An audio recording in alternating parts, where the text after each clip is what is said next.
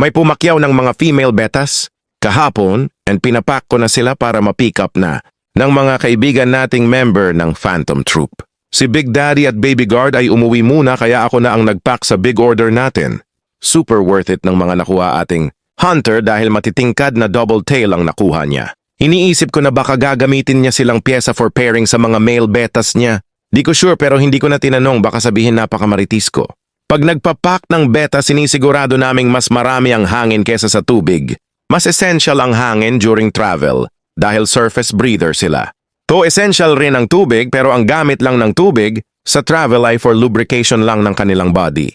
Naka-fasting rin ang mga betas before travel para di sila dumumi at iwas toxic sa small amount of water na meron sa kanilang bag. Malakas ang nen ng mga beta sa loob ng package dahil wala silang nakikita at nakakapag-isip sila ng malalim. Iniisip nila siguro kung sino ang bago nilang magiging master. Mataas naman ang survival rate nila basta hindi hihigit ng 7 days ang teleport nila from one place to another. Ang pinakamalayong napadalhan namin ay sa Gensan. 3 out of 3 betas ay nabuhay. Malalakas ang mga beta kaya masarap silang alagaan. Bukod sa magaganda nilang kulay, hindi pa sila maselan alagaan.